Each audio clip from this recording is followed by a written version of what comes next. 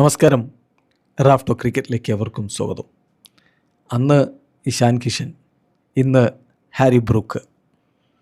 പാകിസ്ഥാനെ പൊരിച്ചെടുത്ത കഥയാണ്. ഇന്ത്യക്കെതിരെ പാകിസ്ഥാൻ തോറ്റത് 61 റൺസിനായിരുന്നല്ലോ. ഇംഗ്ലണ്ടിനോട് അവർ സൂപ്പർ 8 തോറ്റത് 2 വിക്കറ്റുകൾക്കാണ്. ഈ 2 കളികളുടെയും ഒരു സാമ്യത എന്ന് പറഞ്ഞാൽ, ഒരു ബാറ്റർ ആ കളിയിൽ മറ്റുള്ളവരൊക്കെ എങ്ങനെ കളിച്ചോ അതിന് നേർ വിപരീതമായിട്ട് സ്റ്റാൻഡ് ഔട്ടായിട്ട് നിന്നിട്ട് അടിച്ചങ്ങ് പറത്തി പാകിസ്ഥാൻ്റെ കയ്യിൽ നിന്ന് കളിയും കൊണ്ട് പോവുകയായിരുന്നു. ഇന്ത്യക്ക് വേണ്ടി അത് ഇഷാൻ കിഷനാണ് ചെയ്തത്. നോക്കുക, അന്ന് മറുഭാഗത്തുള്ള ബാറ്റർമാരൊക്കെ സ്ട്രഗിൾ ചെയ്തു. അഭിഷേക് ശർമ്മ ഡക്കായി, തിലക് വർമ്മ 24 പന്തുകൾ 25, സൂര്യ 29 പന്തുകൾ 32, ഹാർദിക് പാണ്ഡ്യ ഗോൾഡൻ ഡക്ക്. ഇങ്ങനെ പോയ സമയത്താണ് ഇഷാൻ കിഷൻ 40 പന്തുകളിൽ നിന്ന് 10 ഫോറും 3 സിക്സറും അടക്കം 77 റൺസ് അടിച്ച് പാകിസ്ഥാനിൽ നിന്ന് കളി പിടിച്ചെടുത്തത്. ഇന്നലെ ഇംഗ്ലണ്ടിൻ്റെ നായകൻ ഹാരി ബ്രൂക്കിൻ്റെ കിടിലൻ സെഞ്ചുറി. മറുഭാഗത്ത് ബാറ്റർമാർ ഒന്നിനു പുറകെ ഒന്നായി പരാജയപ്പെട്ടുകൊണ്ടിരിക്കുമ്പോൾ അദ്ദേഹം തീർത്തും വ്യത്യസ്തമായ രൂപത്തിൽ ബാറ്റ് വീശി, അതും സ്വയം പ്രൊമോട്ട് ചെയ്ത് 3-ാം നമ്പറിൽ ഇറങ്ങിയിട്ടാണ് ഈ കളി കളിച്ചത്. 51 പന്തുകളിൽ നിന്ന് 10 ഫോറും 4 സിക്സും അടക്കം 100 റൺസാണ് അദ്ദേഹം അടിച്ചു കൂട്ടിയത്. മറുഭാഗത്തോ Phil Salt duck, Jos Buttler 2, Jacob Bethell 8, Tom Banton 2, Sam Curran 15 പന്തിൽ നിന്ന് 16. ഇങ്ങനെ പോയി. അപ്പോഴാണ് ഒറ്റയ്ക്ക് ഒരുത്തൻ കളിയും കൊണ്ടുപോയത്. അതാ പറഞ്ഞത്, അന്ന് ഇഷാൻ കിഷൻ്റെ ബാറ്റിൻ്റെ ചൂടെറിഞ്ഞ പാകിസ്ഥാൻ ഇന്നലെ ഹാരി ബ്രൂക്കിൻ്റെ ബാറ്റിൻ്റെ ചൂടെറിഞ്ഞു. കൃത്യമായി പറഞ്ഞാൽ, എന്തെങ്കിലും ചെയ്യണമെങ്കിൽ സ്വയം തീരുമാനിച്ചുറച്ചങ്ങിറങ്ങണം എന്ന് പറയുന്നത് വെറുതെയല്ല എന്ന് കാണിക്കുകയായിരുന്നു ഇന്നലെ ഇംഗ്ലീഷ് ക്യാപ്റ്റൻ എന്ന് പറയേണ്ടി വരും.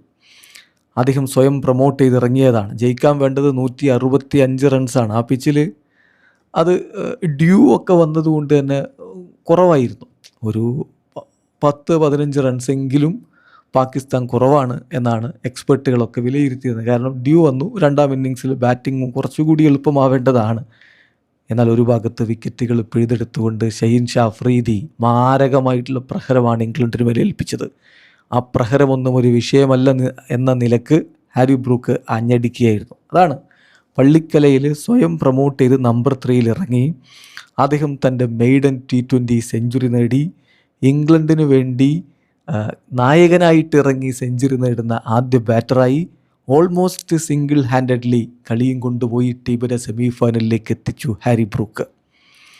ബ്രൂക്കിൻ്റെ ഈ ഒരു ടൂർണമെൻ്റ് എന്ന് പറഞ്ഞാൽ 53 റൺസ് നേപ്പാളിനെതിരെ ഫസ്റ്റ് കളിയിൽ അടിച്ചതിന് ശേഷം പിന്നെ നടന്ന 4 ഇന്നിങ്സുകളിൽ അദ്ദേഹം സ്പിൻ ബൗളിങ്ങിന് മുന്നിൽ പതറി വീഴുന്ന കാഴ്ചയാണ്.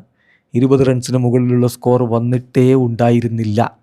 അതിൽ നിന്നൊക്കെ വ്യത്യസ്തമായിട്ടാണ് ഈ കളിയിൽ അദ്ദേഹം ബാറ്റ് ചെയ്തത്. അഫ്രീദി വിക്കറ്റുകൾ പവർ പ്ലേയിൽ പിഴുതെടുക്കുമ്പോൾ മറുഭാഗത്ത് കൃത്യമായിട്ട് നിന്നു ഹാരി ബ്രൂക്ക്.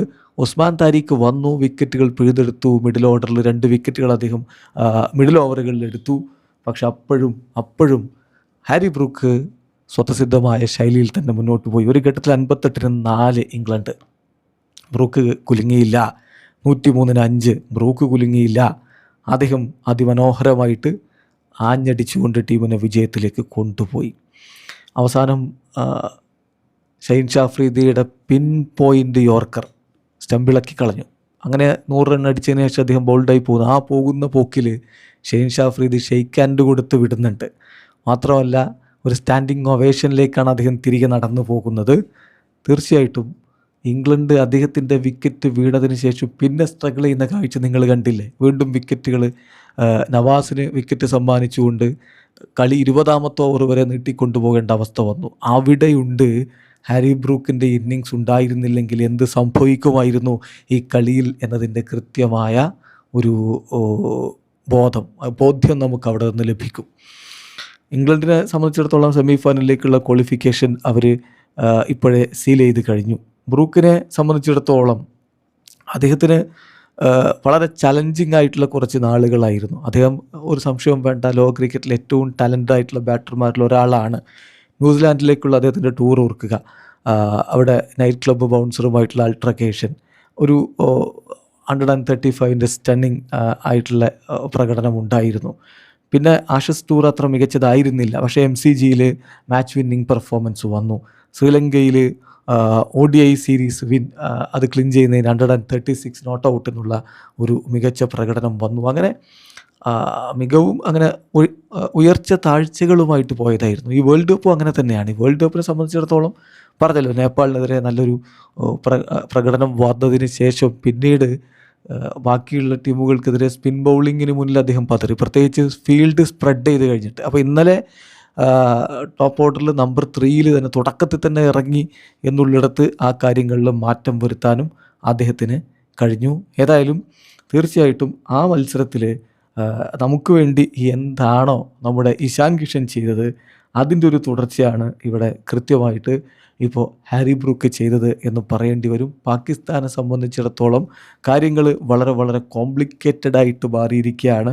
അവരുടെ സെമി ഫൈനൽ സാധ്യത പോലും തുലാസിലാക്കുന്ന രൂപത്തിലേക്ക് കാര്യങ്ങൾ എത്തിക്കഴിഞ്ഞു. ഹാരി ബ്രൂക്കിൻ്റെ ഒരു കാര്യം കൂടി പറഞ്ഞിട്ട് നമ്മൾ വീഡിയോ അവസാനിപ്പിക്കുകയാണ്. ഹാരി ബ്രൂക്കിനെ സംബന്ധിച്ചിടത്തോളം അദ്ദേഹം ടെസ്റ്റ് ക്രിക്കറ്റിൽ അദ്ദേഹത്തിൻ്റെ പ്രകടനം നോക്കണം. ഇതുവരെ അദ്ദേഹം 3178 റൺസാണ് അടിച്ചത്. Average 54.79, strike rate 86.83. ODIയിൽ അദ്ദേഹം 1354 റൺസാണ് അടിച്ചത്. 39.82 അദ്ദേഹത്തിൻ്റെ ആവറേജ്, സ്ട്രൈക്ക് റേറ്റ് 105.28. T20യിൽ 1270 റൺസായിരിക്കുന്നു. 30.97 ആവറേജിൽ, 155.44 സ്ട്രൈക്ക് റേറ്റിൽ. ഒരു സംശയം വേണ്ട, Harry brook is A super star. Video അവസാനിക്കുന്നു. ക്രിക്കറ്റ് ലോകത്തെ കൂടുതൽ വിശേഷങ്ങളുമായി റഫ് ടോക്സ് എത്താം.